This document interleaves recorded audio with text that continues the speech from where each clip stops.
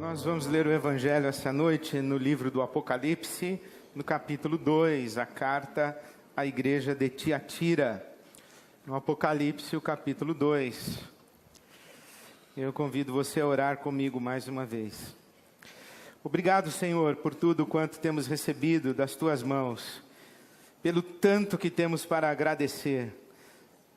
Obrigado, Senhor, e te pedimos, dá-nos a Tua palavra nessa noite mais uma vez. Guia-nos pelo Teu Espírito, a Tua verdade. Te pedimos, Pai, que seja assim, para a glória do Teu nome, e pedimos em nome de Jesus. Amém.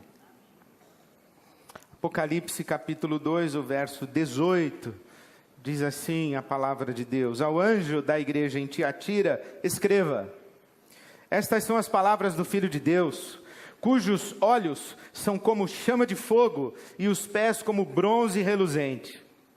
Conheço as suas obras, o seu amor, a sua fé, o seu serviço e a sua perseverança. E sei que você está fazendo mais agora do que no princípio. No entanto, contra você tenho isto: você tolera Jezabel, aquela mulher que se diz profetiza. Com os seus ensinos, ela induz os meus servos à imoralidade sexual e a comerem alimentos sacrificados aos ídolos. Dê-lhe tempo para que se arrependesse da sua imoralidade sexual, mas ela não quer se arrepender. Por isso, vou fazê-la adoecer e trarei grande sofrimento aos que cometem adultério com ela, a não ser que se arrependam das obras que ela pratica. Matarei os filhos dessa mulher. Então todas as igrejas saberão que eu sou aquele que sonda mentes e corações, e retribuirei a cada um de vocês de acordo com as suas obras. Aos demais que estão em Tiatira, a vocês que não seguem a doutrina dela e não aprenderam, como eles dizem, os profundos segredos de Satanás, digo: não porei outra carga sobre vocês, tão somente apeguem-se com firmeza ao que vocês têm, até que eu venha. Àquele que vencer e fizer a minha vontade até o fim, darei autoridade sobre as nações. Ele as governará com cetro de ferro e as despedaçará como a um vaso de barro. Eu lhe darei a mesma autoridade que recebi de meu Pai. Também lhe darei a estrela da manhã. Aquele que tem ouvidos, ouça o que o Espírito diz às igrejas. Esta versão é a nova versão internacional, a NVI. Mas agora eu quero ler para você a mesma carta à igreja de Tiatira, na versão da Bíblia, a Mensagem. E você vai ver como a carta tem uma contundência ainda maior e a tradução deixa um pouquinho mais claro o que Deus está dizendo para nós e como está o coração de Jesus com esse pessoal. Escreva a Tiatira, ao anjo da igreja: assim diz o Filho de Deus, cujos olhos espalham chamas como de fogo e que tem pés como uma fornalha de bronze. Vejo tudo que você tem feito por mim, é impressionante. O amor e a fé, o serviço e a persistência, sim, muito impressionante. Você está melhor a cada dia. Todavia, por que você permite que Jezabel, que se diz profetiza, seduza meus servos queridos para uma religião libertina que nega a cruz? Eu até lhe dei uma oportunidade de mudar de vida, mas ela não quer desistir de sua carreira de negócios religiosos. Estou a ponto de eliminá-la, a ela e aos seus parceiros, e acabar com esse jogo de sexo e religião. Vou extirpar a prole bastarda da sua idolatria. Então cada igreja saberá que a aparência não me impressiona, porque examino cuidadosamente toda a motivação e cuido para que você receba o que merece. Quanto ao restante da igreja, que não tem parte nesse ultraje e condena o flerte com o diabo, esse flerte que se mostra como algo profundo, estejam certos de que eu não vou deixar a vida de vocês mais difícil do que já é. Apeguem-se à verdade que vocês conhecem até que eu venha. Esta é a recompensa que tenho para todo vencedor, para aquele que se apega à verdade, recusando-se a desistir. Vocês vão governar as nações. O rei pastor de vocês governa com a firmeza de um cetro de ferro, e a resistência das nações será frágil como um vaso de barro. Esse foi o dom que meu Pai me deu e que eu passo a vocês, e com esse dom, a estrela da manhã. Seus ouvidos estão abertos? Então ouça. Ouça as palavras do vento, o Espírito soprando através das igrejas.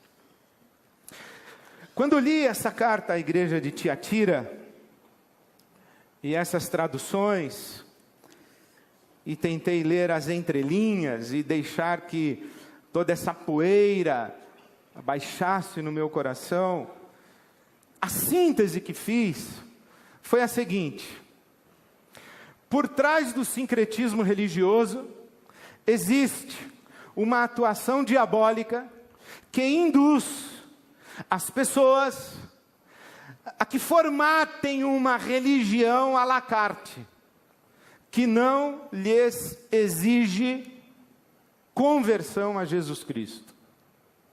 Vou repetir. Por trás do sincretismo religioso, existe uma atuação diabólica, espiritual, maligna, que induz, seduz, ilude, motiva as pessoas a que construam para si mesmas, para que formatem para si mesmas uma religião à la carte, que não lhes exige conversão a Jesus Cristo. Vou tentar explicar. O grande problema dessa igreja em Tiatira é que ela é uma ótima igreja. E a sua grande força é a sua fraqueza. Porque Jesus diz assim: eu conheço você, conheço as suas obras, eu sei que você está melhor a cada dia, conheço o seu amor, conheço a sua fé, conheço o seu serviço, conheço a sua perseverança. E eu fico impressionado com você, quando eu olho para você, e eu vejo que você cresce, você se multiplica, você se aprofunda, você é uma igreja excelente. Mas tem um pequeno problema com você: você tolera Jezabel. Você tolera Jezabel, essa mulher que se auto-intitula profetiza. O que significa que Jesus não está falando com aquele povo que está lá fora, Ele está falando conosco, com o povo que está aqui dentro. Ele está falando com a sua igreja, Ele está falando com seus servos queridos, Ele está falando com gente de fé, gente de amor, gente que serve, gente que persevera na fé. Ele está falando com gente que está numa comunidade melhor a cada dia. Ele não está falando de um templo pagão, de uma divindade pagã, que está lá do lado de fora. Ele está falando que aqui no meio de nós existe uma profetisa auto-intitulada, e dá a essa profetisa o nome de Jezabel. Não é que a profetisa se chama Jezabel. É mais ou menos como se eu falasse: ó, aqui tem esse garotinho, é o nosso Pelezinho. Não é que o nome dele é Pelé. É quando eu falo, esse aqui é o garotinho que é o nosso Pelezinho, você já sabe que ele é bom de bola. Então aqui tem uma profetisa que é a Jezabel de vocês. E quem é Jezabel? Mulher do rei Acabe. O que fez essa tal dessa Jezabel? Fez a cabeça do rei Acabe, para que Acabe matasse os profetas de Israel. Induziu o rei Acabe a multiplicar em Israel postes ídolos e encheu o povo de Israel de idolatria, de Baalins ou Baal. Baal, os deuses pagãos, Baal, o deus pagão, Baalins é plural de Baal, de ídolos, e fez com que Israel se afundasse na imoralidade, na promiscuidade, na devassidão moral. No tempo de Acabe, Israel estava no fundo do poço de decadência espiritual, moral, política, social, por causa dessa maldita Jezabel. E quando Elias, o profeta, vai se encontrar com o rei Acabe, e Deus manda que Elias se encontre com o rei Acabe, Elias diz assim: deixa eu entender, Senhor, o cara acabou de matar um monte de profeta em Israel, e o Senhor quer que eu faça uma audiência com ele? Ele vai me matar também. Ele falou: não vai não, pode ir. Eu garanto que ele não vai te matar. E Elias vai falar com o rei Acabe. Quando ele se encontra com o rei Acabe, Acabe diz assim: ah, é você o perturbador de Israel? E Elias responde: eu não. Quem está perturbando Israel e quem afundou Israel nessa lama foi você e a prostituta da sua mulher. Então você imagina como o rei gostava de Elias e como Jezabel gostava de Elias. Jezabel colocou a cabeça de Elias a prêmio. E aconteceu, lembra-se que foi Elias quem enfrentou os 400 profetas de Baal? É esse contexto aí. O bicho está pegando feio em Israel, Elias está no meio de um furacão, e isso tudo está acontecendo. O Nabote, ele vê lá um campo, o Acabe, ele vê um campo, e ele fala assim: pô, eu quero essas terras para mim. De quem é? É de um tal de Nabote. Aí o rei foi lá e falou para o Nabote que era para ele escolher um outro pedaço de terra, e ele, Acabe, ficaria com a terra dele, Nabote, e daria uma indenização generosa. O Nabote falou assim: não quero não, essa aqui é a terra do meu pai, deixou para mim, era do meu avô que deixou para o meu pai, que deixou para mim, não quero outra terra, quero essa. A Jezabel falou assim: vou dar um jeito nesse cara. Inventou uma calúnia contra ele, falou que ele blasfemava contra o Deus de Israel, contra a autoridade do rei, mandou matar o Nabote, e o Elias ficou sabendo. E quando o Elias ficou sabendo, e Eliseu, o profeta, ficaram sabendo, eles disseram para Jezabel o seguinte: ó, você vai morrer e os cachorros vão lamber seu sangue. E no mesmo chão em que Nabote morreu, o seu sangue vai ser lambido pelos cachorros. Você imagina isso, um recado que eu mando para presidente da república ou para a primeira dama. Deus mandou dizer para a senhora. Imagina o profeta. Ele fala com Jezabel. O que acontece com Jezabel é assustador. Porque quando o Acabe já estava morto, porque o Acabe se arrependeu, chorou e buscou a Deus, e Deus falou: tudo bem, eu vou poupar você por enquanto. Mas a sua mulher, eu vou passar o rodo em cima dela. E quando Acabe já está morto, Jezabel morre. E como que ela morre? Quando o rei Jeú está entrando na cidade, ela está na janela olhando. E o rei vem entrando e diz assim: quem é essa mulher aí? Você é Jezabel? Empurra essa mulher da janela. Aí foi um sujeito lá, empurrou Jezabel da janela, ela caiu batendo cabeça para tudo que é lado, o sangue espirrando na parede do palácio, e na rua, e nos cavalos, e a cavalaria passou em cima dela. O corpo de Jezabel foi moído, estraçalhado pelos cavalos do exército de Jeú. Pegaram Jezabel, os restos de Jezabel, colocaram numa biga, sabe aquela biga, aquele cavalo, aquele carro de guerra que os cavalos vão puxando e tal, o cara vai em pé aqui, então colocaram o corpo de Jezabel numa biga, e levaram para o pátio de estacionamento, onde tinha a Operação Lava Jato em Israel. Aí lavaram as bigas, e a água com o sangue de Jezabel escorreu, e os cachorros lamberam e beberam o sangue de Jezabel. E foram então sepultar Jezabel, porque Jeú falou: olha, ela um dia foi primeira-dama, ela foi rainha, então dê um sepultamento a essa mulher aí. Só que foram procurar por ela, só acharam uma mão, um pé e a cabeça. Falou: rei, não sobrou nada da mulher. Falou: então joga aí em algum lugar que funcione o corpo de Jezabel como esterco. De tal maneira que ninguém pôde saber qual seria a sepultura de Jezabel. Jezabel não está sepultada. Ela foi literalmente triturada pela cavalaria do rei Jeú, e o seu sangue escorreu e foi lambido e bebido pelos cães em Israel. É essa mulher que é usada como referência para a tal da profetisa, que é professora da escola dominical da igreja de Tiatira. Dirige reunião de oração na igreja de Tiatira. Olha, é uma igreja que tem amor, tem fé, é uma igreja que serve, é uma igreja que persevera, é uma igreja que cresce, uma igreja que está melhor a cada dia, mas ela faz pequeninas concessões, ela se permite ser instruída por vozes convenientes.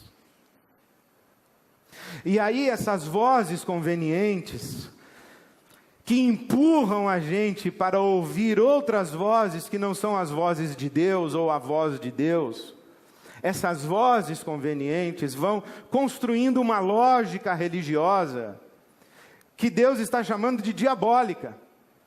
Falou, Jezabel falou tanta bobagem para vocês, que vocês já estão vivendo de acordo com a lógica dos mistérios do diabo. Vocês estão ouvindo essa tal dessa profetisa, e vocês estão flertando com o diabo. Mistérios profundos de Satanás. Mas as pessoas não percebiam que Jezabel era a voz do diabo no meio da igreja.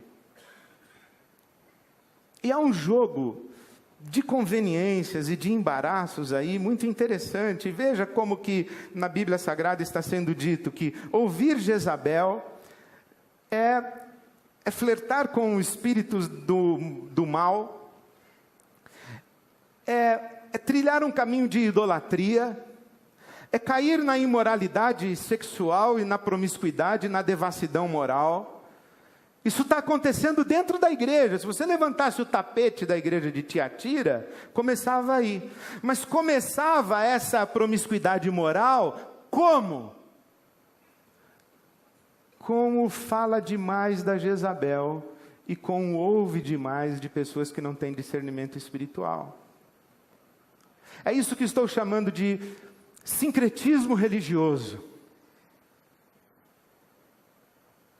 que vai induzindo as pessoas a escolherem na prateleira ou nas prateleiras do mercado religioso as verdades que lhes são convenientes. E elas vão montando uma religião à la carte, elas fazem o seu próprio cardápio religioso. É um pouquinho de budismo, é um pouquinho de teologia da prosperidade, é um pouquinho da Bíblia Sagrada, é um pouquinho do espiritismo kardecista, é um pouquinho de filosofia oriental, é um pouquinho de Freud, é um pouquinho de pastor fulano, bispo ciclano, apóstolo beltrano, e aí vai montando e cada um vai escolhendo o que quer ouvir. Vai escolhendo o que quer ouvir e vai escolhendo ouvir aquilo que lhe convém, porque nós temos uma capacidade extraordinária de selecionar o que ouvir. E quando nós selecionamos o que queremos ouvir, nós ouvimos o que nos convém. Por exemplo, você conhece algum profeta que diz assim: eis que o Senhor teu Deus te diz, meu servo, te levantarei como príncipe, tu has de governar. Multiplicarei a tua renda, te exaltarei, tirarei do ímpio e darei a ti, porque nasceste para a cabeça e não por cauda. Esse é o ano da restituição, abençoarei a tua casa. Já ouviu o profeta falar isso? Tá, agora tu já ouviu um profeta falar assim: eis meu servo que o Senhor teu Deus te diz, tu és arrogante e prepotente, vaidoso e orgulhoso, tu não tens espírito de serviço, tu não tens humildade, prescrutei o teu coração e só encontrei maldade, arrependa-te, senão eu passo rodo em você. Já ouviu um profeta falar isso? Nunca ouviu, né? Nem vai ouvir. Nem vai ouvir.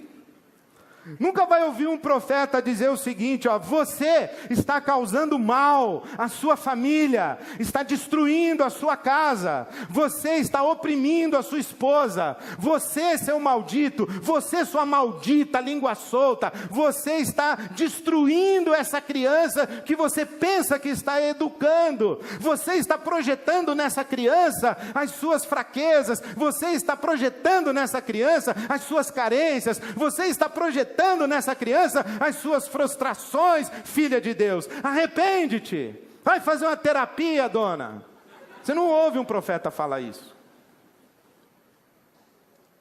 E no dia que você ouvir, você muda de igreja. Você vai dizer que o profeta é mal educado, que o profeta não tem sensibilidade, aí você vai sair chorando. Imagina. Por quê? Porque a gente gosta de ouvir o que a gente quer.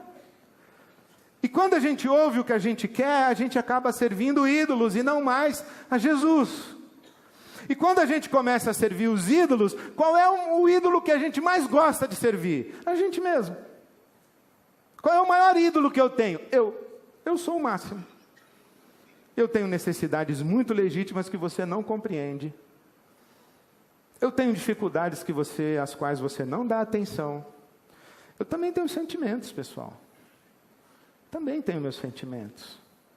E olha, eu estou fazendo coisas na minha vida que, se você estivesse no meu lugar, você faria o mesmo. Não é verdade? Quem aqui vai julgar quem? Aí a gente começa a construir um evangelho que é demasiadamente conveniente a nós. E daqui a pouco a gente não precisa mais se converter, a gente não precisa mudar de valores, de prioridades, a gente não precisa mudar a agenda, a gente não precisa nada. A gente não precisa mais se converter. Porque a gente só ouve reforço para o caminho que a gente quer seguir. E aí, vem Jesus e fala: eu vou acabar com essa bagunça, eu vou matar essa Jezabel, e eu vou matar com ela os filhos dela e o pessoal que está cometendo adultério com ela. E eu faço uma observação: não estou falando de inferno, hein? Eu estou falando de juízo de Deus. Não estou falando de inferno.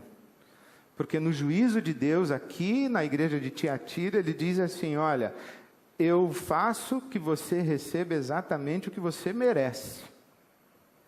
E sabe que isso não é o critério de Deus para julgar para a eternidade. Ele está falando aqui o seguinte: ó, você está semeando, você vai colher. Eu não vou evitar que você colha essa semente podre que você está lançando. Vai chegar um dia que a casa vai cair, eu não vou ter piedade.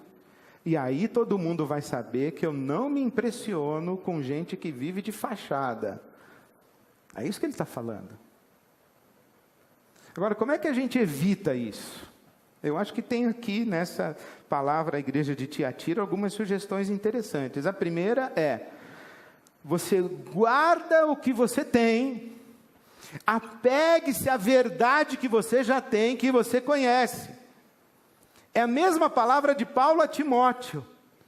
Você sabe, Timóteo, as sagradas letras, então se agarre às sagradas letras que você aprendeu desde a sua meninice, desde a sua infância. Fica com essa verdade, não inventa moda, abraça a escritura sagrada, as sagradas letras. E lembre-se, quem ensinou essas sagradas letras para você? A sua avó Loide e a sua mãe Eunice. Eu acho que aqui temos um segredo muito extraordinário. Não é apenas a lógica do discurso do profeta, é a vida do profeta. Quem é esse profeta? O que é que ele diz é uma coisa, mas quem é esse que diz o que diz? Como é a vida dele?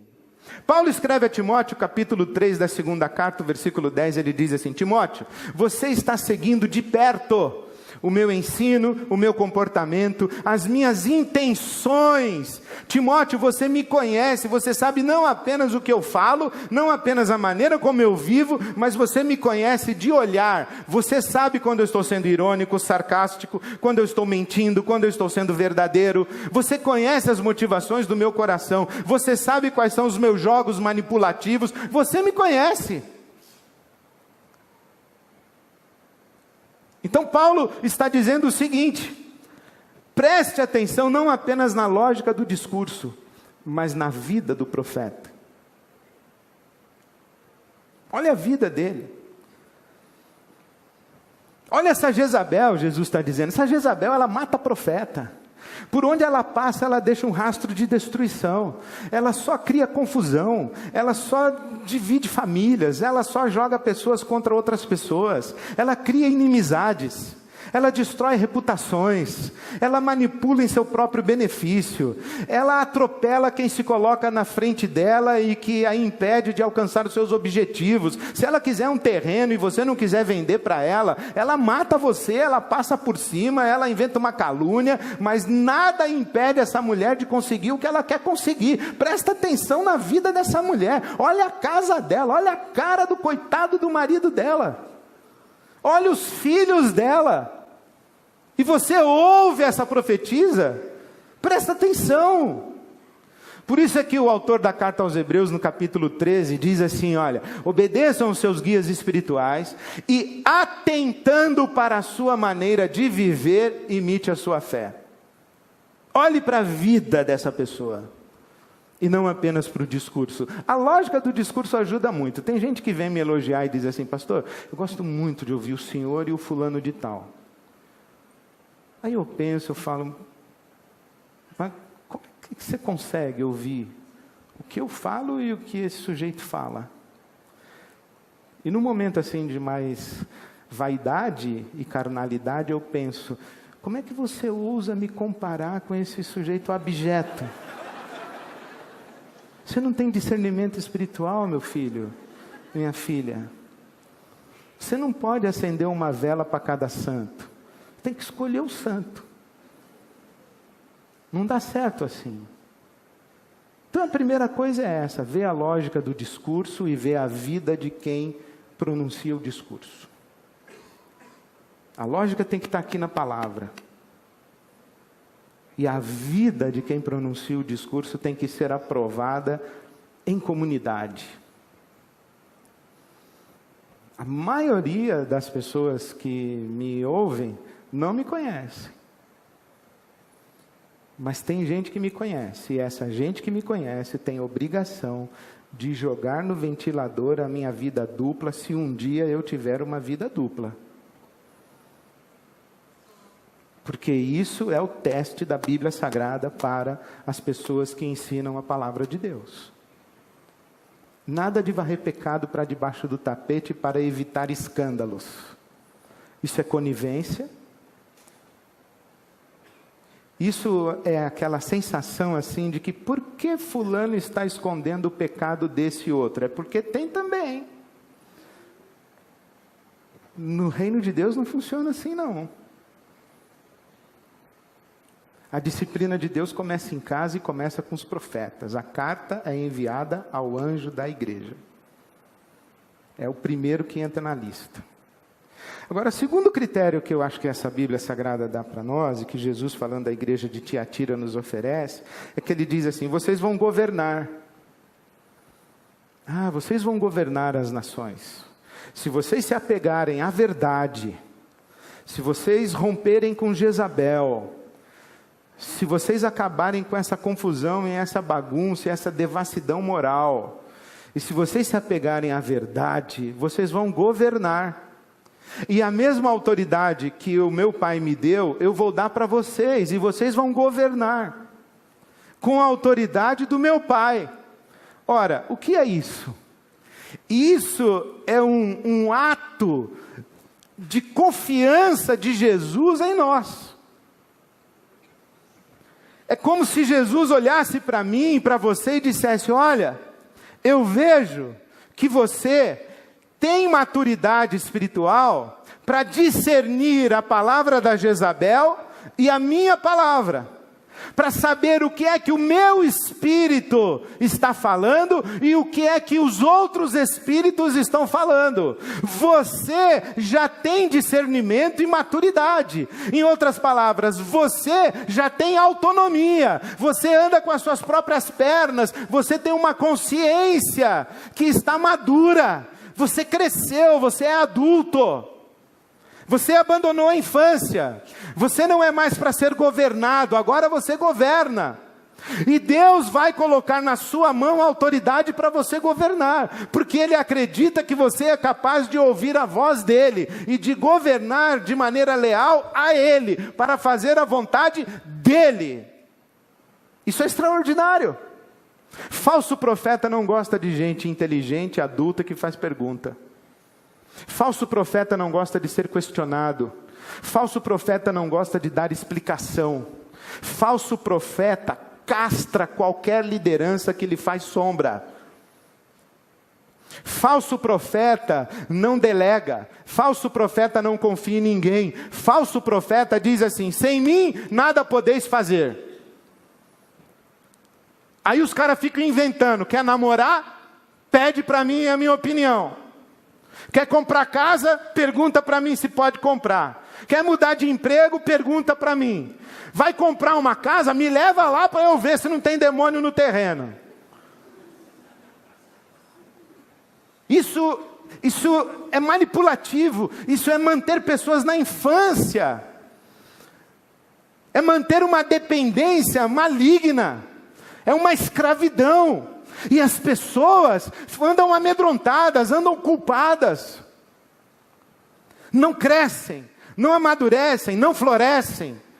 Quando Jesus diz, os falsos profetas, pelos frutos você vai conhecer os falsos profetas, a gente pensa assim, que são os frutos da vida dos falsos profetas, o que é verdade. Mas considere, se Jesus não está dizendo também, que pelos frutos da sua vida.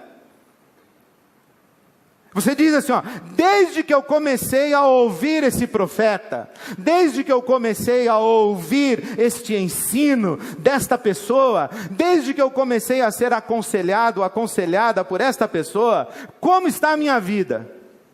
Eu estou mais infantil ou eu amadureci? Eu estou mais assustado e assustada? Ou eu estou seguro? A minha autoimagem foi resgatada? O meu senso de valor próprio foi dignificado?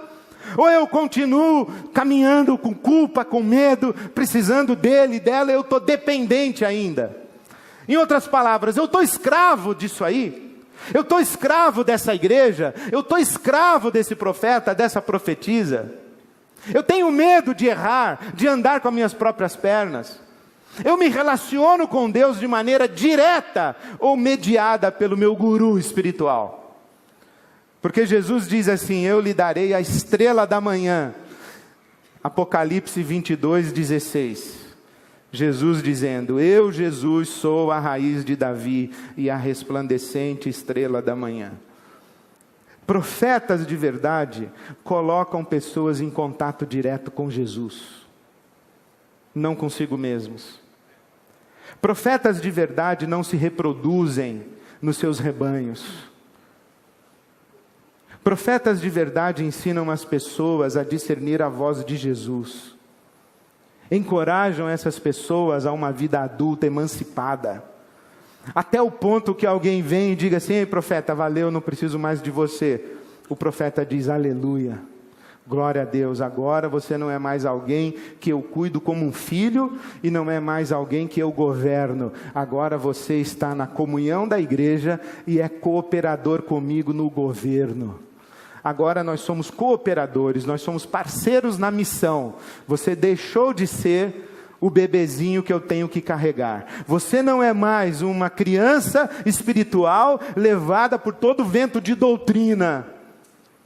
Agora você tem maturidade, discernimento, desmascarou a Jezabel, acabou com a bagunça espiritual da sua vida, colocou em ordem suas emoções, seus pensamentos, ajustou as suas crenças. Agora você está em contato direto com Jesus e nós somos parceiro, vamos aí que tem muita gente precisando da nossa ajuda.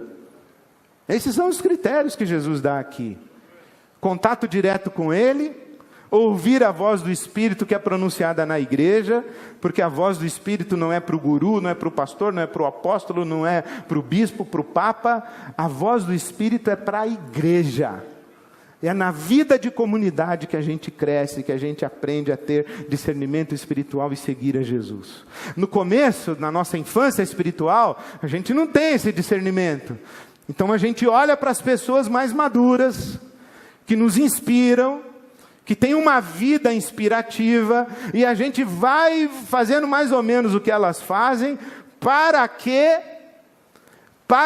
a gente enxergue nelas a pessoa de Jesus. Só que tem uma hora que a gente perde aquela dependência infantil, e começa a perceber que mesmo aquelas pessoas que nos inspiram, e que mostram Jesus para nós, têm pés de barro, tem as suas falhas.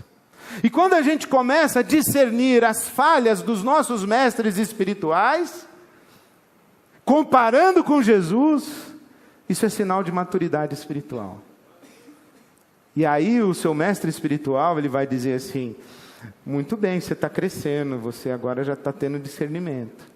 Você não faz tudo que eu mando, você não obedece tudo que eu ordeno, você não acredita em tudo que eu falo. Agora eu estou sob o escrutínio da sua consciência adulta, diante de Jesus e sob a voz do Espírito Santo e da palavra de Deus. Essa é vida de comunidade. Então hoje à noite eu queria falar muito especialmente para você, que está aqui e que vem de uma experiência religiosa de abuso, de decepção, de manipulação, de usurpação. Você que vem trazendo culpa, medo. Você que saiu da igreja de onde você saiu e o seu pastor amaldiçoou você. Tirou a bênção. Tirou a cobertura espiritual da sua vida. Você está angustiado, angustiada, em dúvida, confuso, confusa. Você está com vergonha do que você fez lá. Você pode estar até inclusive com raiva das pessoas que te machucaram lá. É com você que eu quero falar hoje à noite. Você vai dizer assim para mim: Ed, eu acho que eu já dormi nesse barulho da Jezabel. Eu já fui abusado espiritualmente. Eu já sofri um abuso religioso. Eu estou desconfiado, desconfiada, eu estou ouvindo de longe. É com você que eu quero falar. E dizer que em nome de Jesus não há maldição nenhuma na sua vida. Porque a Bíblia Sagrada diz que ninguém pode amaldiçoar alguém a quem Deus abençoou. Ninguém. A nossa caminhada no discipulado é comunitária, mas a nossa relação com Deus é pessoal. A minha relação com Jesus ninguém toca. A minha experiência com o Espírito Santo de Deus ninguém toca. O corpo de Cristo me ajuda a discernir, me corrige, me disciplina, me encoraja, me exorta, me adverte. Mas a minha experiência com Jesus, ninguém mexe nela. Porque eu sou de Jesus. Se você é de Jesus, não tenha medo, não tenha culpa, não tenha vergonha. Ninguém pode amaldiçoar aquele a quem Deus abençoou. Então é com você que eu estou falando, que vem de uma experiência religiosa ruim. Eu faço um apelo para você em nome de Jesus, para você se colocar diante de Deus para experimentar cura, libertação, restauração, para essa experiência não se repetir aqui.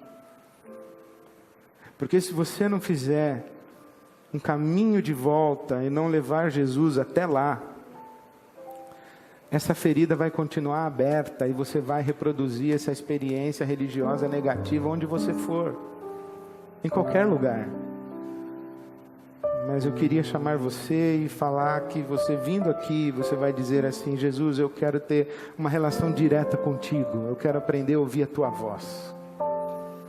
Eu entendo que os mestres espirituais são importantes, são úteis, eles são referência para a minha caminhada, mas é a tua voz que eu quero ouvir. É o teu Espírito que fala comigo. E eu quero me apegar à tua verdade. Porque eu quero ter autonomia, eu quero andar com as minhas próprias pernas. Eu quero ser um servo teu, não da igreja, não da religião, não do pastor ou do fulano ou do beltrano. Quero ser um servo teu, servir a ti. E eu quero trazer aqui o meu passado para começar de novo. Eu estou hoje aqui rompendo com Jezabel e com o espírito de Jezabel e com essa religião maldita. E eu te peço que o Senhor me ajude a ouvir a tua voz. Que o teu espírito me conduza. Me cure, me restaure, me perdoe, me liberte, me dê um novo amanhã. Com saúde espiritual, emocional. Saúde nas relações. Provavelmente você vai ter que buscar familiares de volta, amigos de volta. Você vai ter que perdoar pessoas lá do seu passado. Vai ter que aprender a orar por elas, abençoando. Você vai ter que se livrar da sua raiva, da sua angústia. Vai ter que se livrar da sua culpa e da sua vergonha. Mas esse é um caminho extremamente necessário para o seu próprio bem, para a sua saúde espiritual. Então eu queria orar por você hoje à noite. O mesmo João que escreveu o Apocalipse, escreveu cartas às igrejas. E numa das suas cartas, a primeira carta no capítulo 2, ele disse assim: escrevo-lhes estas coisas a respeito daqueles que querem enganar vocês. Olha que importante. Quanto a vocês, a unção que receberam de Deus permanece em vocês. E vocês não precisam que alguém ensine a vocês o caminho espiritual. Porque vocês já foram ungidos por Deus. E a unção que dele receberam é verdadeira e não falsa. E essa unção ensina acerca de todas as coisas. Então permaneçam nele. Permaneçam nele. Quando João diz que nós somos ungidos por Deus, ele está dizendo que Deus derramou sobre nós uma unção assim de Cristo. Imagina que você tem uma cobertura de Jesus Cristo na sua vida. Você está cristado. É isso que ele está dizendo aqui. E Paulo, quando escreveu à igreja de Roma, disse uma coisa muito linda. Ele diz assim: meus irmãos, eu mesmo estou convencido de que vocês estão cheios de bondade e plenamente instruídos, sendo capazes de aconselhar-se uns aos outros. Olha que extraordinário, que maravilhoso quando um pastor ou um mestre espiritual pode dizer às pessoas: você já tem o seu coração transformado por Jesus, e você já tem discernimento espiritual e instrução espiritual, e agora vocês podem aconselhar-se uns aos outros. Isso é extraordinário, esse é o caminho do corpo de Cristo. E eu oro que a nossa comunidade seja assim. Deus nosso Pai, muito obrigado por essa noite, pelo sopro do Teu Espírito no meio de nós e pela Tua palavra, pela celebração. Muito obrigado, Senhor, pelo nosso encontro dessa noite contigo e na Tua presença. E nós abençoamos com a bênção do Senhor que está sobre nós como comunidade, como igreja Tua. Estes que trazem o seu coração ferido, o seu passado de dores, suas memórias ruins, suas culpas, as suas angústias, os seus ressentimentos, as suas mágoas, as suas confusões. Nós clamamos que o Teu Espírito Santo fale com cada um, toque a vida de cada um, restaure as emoções, as memórias, dê a oportunidade de enxergar com outros olhos a sua história, de começar uma nova história, um novo futuro, de assumirem responsabilidade pelas suas vidas. Revela-te a cada um deles, aprofunda a maturidade de cada um, o discernimento, que todos tenham uma relação direta com Jesus Cristo, Teu Filho, o nosso Senhor. Dá-nos o discernimento para ouvirmos a Tua voz e não qualquer outra voz. Somente o Teu Espírito e jamais os espíritos enganadores, nem mesmo as conveniências das nossas consciências. Dá-nos ouvir a Tua voz e somente a Tua voz, e dá-nos viver segundo a Tua vontade e somente segundo a Tua vontade.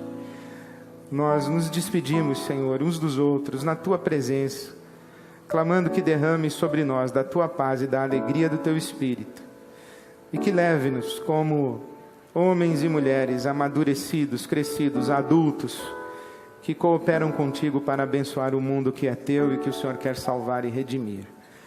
Faze assim, Senhor, leva-nos para a vida e espalha-nos por esse mundo, para vivermos segundo a tua vontade e abençoando aqueles que cruzarem o nosso caminho, para a glória do teu nome.